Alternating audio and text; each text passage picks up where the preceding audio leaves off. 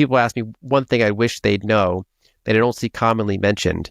There's a natural tendency to assume in technology that new things displace old things. So people naturally assume that, okay, Bitcoin is cool, but it's 16 years old.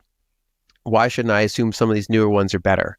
And my general answer to that is the main exception for that rule of newer technology being better is communication protocols. I would advise people against unit bias. So, we look at it as 21 million Bitcoin, but it's actually 2.1 quadrillion units. In the actual code, that's the actual unit. It's just the underlying Satoshi unit that we call it now. Satoshis is still very cheap, and I think the network is still very small compared to what it could become and what it should become, as long as some core tenets of it keep working as expected. Bitcoin is ready to blow the roof off the financial world, and this time, it's not a drill. After 16 years of growth, the most powerful cryptocurrency is no longer a fleeting trend. It's the future of money, and the world is finally waking up to it. Bitcoin's brilliance isn't just in its 21 million supply cap, though that's impressive enough. No, the real magic lies in its 2.1 quadrillion Satoshis, the smallest units that make Bitcoin infinitely divisible. Imagine an asset that can scale to fit every need, from the smallest transaction to massive institutional buys. No other currency or asset can compete with that flexibility. Unlike those flashy altcoins that rise and fall with the hype of the week, Bitcoin's power is rooted in unshakable fundamentals: decentralization, security, and a predictable scarcity that makes it a safe haven in a world of ever-expanding fiat money. While traditional financial systems crumble under inflation and debt, Bitcoin remains the anchor. According to Alden, this isn't the end of Bitcoin's story, it's just the beginning. As global adoption skyrockets, Bitcoin is poised to become the infrastructure of the global economy. The moment Bitcoin hits critical mass, all hell is going to break loose in the markets, and we will experience the biggest shakeup in history. We will now bring you more clips from Lyn Alden's insightful interview to gain more insight. Don't forget to like, subscribe, and enable notifications for additional in-depth content. Thanks for joining us again. Enjoy the video. The downside is that printing the difference negatively affects some people, particularly anyone holding cash, anyone holding bonds, basically the people that are holding parts of the fiat system, or that have their income denominated in it. A thing I like to point out is that whenever you have a expanding money supply, it benefits one side. Like every contract is now affected by government decisions that affect debasement.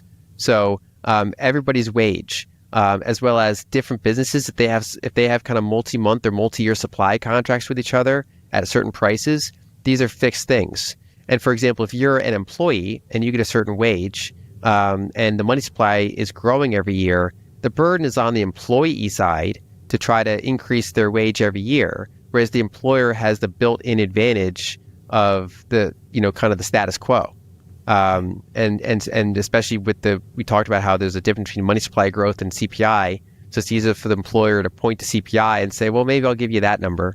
And so it kind of airs the power toward one side of a contract when this happens. And so that's the cost of debasement, is that, especially if you were to steelman what they're thinking, they think that they often can deploy resources better than the private sector. And so, if Marcus Aurelius is running the economy, maybe he's if some like outlier capital allocator is the one that happens to be debasing everyone's money and making decisions, then sure, maybe that one time out of 100 actually works out. The problem is that the vast majority of political systems are not going to be particularly efficient at capital allocation, that there's going to be some spectrum of error in the system, and then that's what leads to prices going up for everyday people. I think it's the best tool that's available. I don't think it's a silver bullet for every single thing. So for example, that probably mentioned with wages, if you earn X amount of dollars per year and money supply is growing at a certain rate, you may still have trouble with your employer getting the wage that you deserve to kind of keep up your share of the ledger. That's still a challenge, but at least it helps with the savings side of the problem, which is to say, if you're looking at things you could purchase, like a savings bond that's giving you interest rate below the money supply growth rate, or a savings account, or a very highly valued equity, or a very highly valued house, that's not immediately meeting your shelter needs, Bitcoin is a very powerful savings device. The fact that it has no long-term supply growth once it reaches its total number of units, and there's also and this is where it gets challenging because there is an early advantage, which is to say that right now you benefit not just from Bitcoin's qualities, but the fact that it's being recognized by the world for its qualities. So there's a gap between what this network, how cool this network is basically, and the world kind of over time, because these things can take a generation or two to test its qualities, come to appreciate its qualities, and then for many people grow up with its qualities. So changing is always harder than just growing up and something exists. And so Bitcoin has to go through some maturation process. And if people are feeling disenfranchised, they tend to look a little bit more for non-traditional solutions. And the risk there is that they could fall into scams and other kind of false promises. And that's where I think Bitcoin really threads the needle, which is to say, this is the most powerful thing around. A lot of intelligent people have looked into it from a variety of different backgrounds and said this is actually a pretty powerful thing, and that it can help you as long as you, I think, approach it kind of humbly, and as long as you don't then push further into kind of things that end up actually being frauds and scams and things like that. So I think this is in the near term, I think it can help people individually. And then should it become large enough and should it become something that people just kind of naturally grow up with, I think it can affect things at a more macro level, for our children's generation and grandchildren's generation, hopefully. So I classify it as an emerging store of value. So it's an emerging savings technology. If you were to say in 2011, so 2 years after it came out, is this savings technology? I would say at that point it's very early. It's not been tested, in many different scenarios yet. The legal status was very unclear. It's a very small, highly volatile network. But every year that goes by, and as the asset becomes more liquid, more widely distributed, tested under different conditions to see all the different ways that the network holds up against what life throws at it. As we're now 16 years in, I think it has transitioned more toward savings technology as something that can be relied upon. And I still think it has a ways to go. That volatility can shake people out, and it does require more research and conviction than what we normally think of as a low-risk savings asset in order to get in. It takes some degree of unconventional thinking or willingness to think outside the box to be meaningfully interested in the network before the majority are. And so I think that's probably the best way to think of it, is that there's a spectrum that Bitcoin is going through. And as long as it continues to be successful at the things that it's doing, it moves that dial from early speculation, statistically this probably won't work out, but maybe it will, to, hey, this thing has been functioning for 16 years. It has higher uptime than Fedwire. It's been the largest, most liquid, secure cryptocurrency for every one of those 16 years. That's not the same asset per se as it was, 13, 14, 15, 16 years ago. And I think it'll, as long as it keeps growing and solidifying, it'll be a different asset at year 25. And that's how I approach it. Inflation secretly steals from savers and wage earners, tilting every financial contract in favor of debtors and institutions. While workers fight for raises that never keep up, Bitcoin offers a way out. Its fixed supply makes it the ultimate inflation-proof savings tool. After 16 years with better uptime than Fedwire, Bitcoin has matured from risky experiment to reliable store of value. It won't fix stagnant wages overnight, but gives you what fiat can't: a fair shot at preserving and growing your wealth. Forget traditional hedges. Bitcoin isn't just insurance against inflation. It's an escape from the entire fiat money trap. While it doesn't move neatly with CPI data, sometimes even dropping when rates rise, its real power lies in being the only asset with a fixed supply in a world of endless money printing. Volatile? Absolutely. But that's the growing pains of going from zero to global reserve asset. Start small, learn fast, and hold tight. According to Alden, this coming financial revolution won't wait for doubters. Let's watch more clips from the interview. So a hedge generally has a pretty specific meaning in finance, which is something that pays off at the moment of a certain thing you're worried about happening. So for example, if you own the S&P 500, a hedge might be that you buy put options on the S&P 500 that pay off if the S&P 500 goes down.